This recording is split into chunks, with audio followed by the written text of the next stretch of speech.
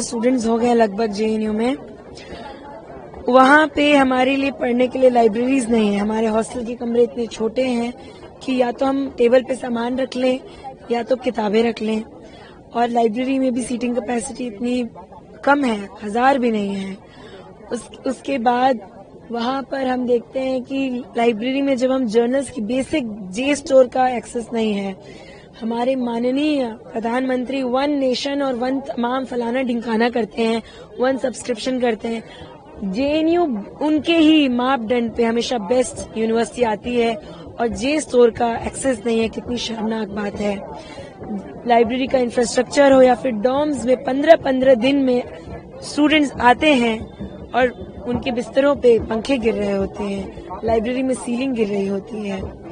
उसके बाद GS cash की लड़ाई, जो एक संस्था थी बहुत यूनिक, अगर आप उसका इतिहास देखेंगे तो भंवरी देवी का स्ट्रगल जहाँ चल रहा था उसी समय उनसे इंस्पायर होके जेएनयू में भी विशाखा गाइडलाइंस के साथ साथ यहाँ पर जीएस कैश आता है। 2017 में उसको रातों रात रद्द कर दिया जाता है। तब से लेकर आज तक हमारी जीएस कैश की लड़ाई चलती है, उसको हम आगे लेके जाना चाहेंगे। एमसीएम में जहाँ लेफ्ट की लेगेसी है कि यहाँ पे स्टूडेंट्स को एमसीएम मिलता है, हमने लंबी लड़ाइयाँ लड़ी हैं एमसीएम को बढ़ाने के लिए, और जहाँ हम बढ़ाने की बात कर रहे हैं 2000 से 5000, वहाँ ये कह रहे हैं कि रैशनलाइज करके उसको और काट पीट करेंगे, खत्म करेंगे। उसके खिलाफ लड़ाई लड़ी गई है, जीती गई है। एमसीएम को बढ़ाने की लड़ाई लड़ी जाएगी, एनईपी के खिलाफ लड़ाई लड़ी जाएगी। तमाम मुद्दे हैं सीपीओ मैनुअल के खिलाफ, जहाँ हमारे साथ ये दमनकारी नीतियां, इनको पता है कि स्टूडेंट्स के खिलाफ इनकी नीतियां हैं, तभी ये सीपीओ मैनुअल लेकर आते हैं ताकि हम आवाज ना उठा पाए।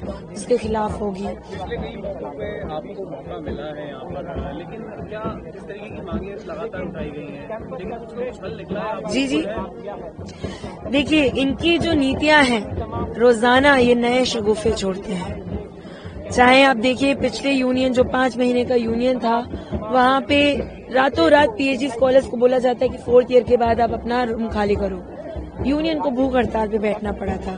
चाहे बराक हॉस्टल 3 साल से बनके खड़ा था, उसको खुलवाना कितनी बड़ी बात थी, लेकिन नहीं खोल रहे थे। उसको खुलवाया यूनियन ने। जून में जो नेट का एग्जाम देते हैं स्टूडेंट्स, कहते हैं ये कि हम नहीं उनको एडमिशन लेंगे।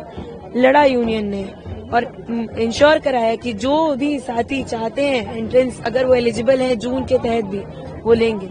एमसीएम को रद्द करने के लिए रैशनलाइजेशन कमेटी बनाई थी, वीसी मान भी नहीं रही थी। पहले तो उनको मनवाए कि आप झूठ कह रही हैं, फिर उसको रद्द भी करवाया और आगे उसको बढ़ाएंगे।